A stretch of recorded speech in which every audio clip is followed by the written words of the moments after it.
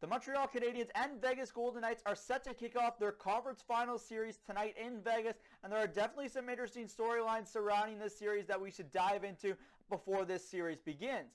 The biggest storyline that a lot of people are talking about is the Max Pacioretty and Nick Suzuki trade that occurred over 3 years ago between the Vegas Golden Knights and Montreal Canadiens. Looking back on this trade now, the Montreal Canadiens ultimately dealt their captain Max Pacioretty to the Vegas Golden Knights in exchange for prospect Nick Suzuki, Thomas Tatar, and a second-round pick, which turned out to be Alexander Romanov for the Montreal Canadiens.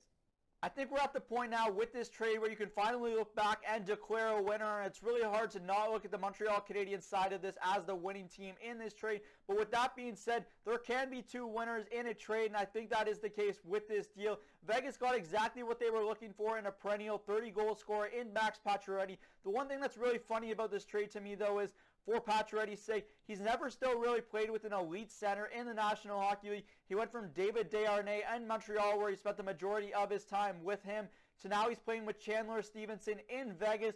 He's also playing with Mark Stone, and that's another great threat on that line that is a Selke candidate year in, year out for the Vegas Golden Knights. But it's still really interesting to me that Pacioretty still has yet to play with an elite centerman in his tenure in the National Hockey League.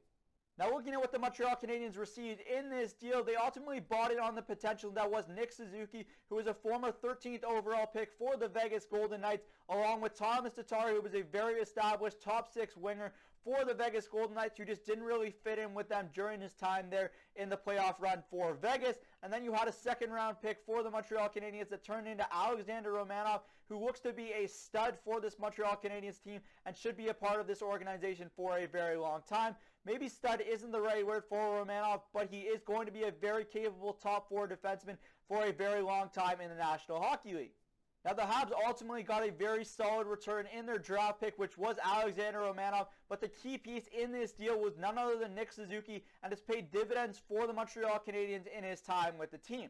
Suzuki has all the makings of a number one centerman in the National Hockey League and is proving so in this postseason, where he's played very well for the Habs and done so on the top line with Tyler Toffoli and Cole Caulfield. The future is definitely centered around Suzuki, Kotkaniemi, and Caulfield in Montreal, and Suzuki is definitely the headline name out of those three. Suzuki has the potential to be a Patrice Bergeron type center in the National Hockey League, and there is no doubt in my mind that he is on his way to being a shutdown two-way centerman that can also contribute 60 to 70 points per year for the Habs. Now, both Suzuki and Pacioretty are set to play big roles in this upcoming series between the Montreal Canadiens and the Vegas Golden Knights, and one of them could ultimately be the difference maker that puts their team over the top to contend for the Stanley Cup this season.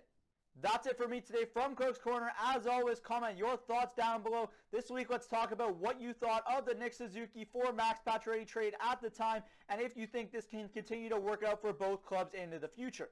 I'm Zach Cook. We'll see you later.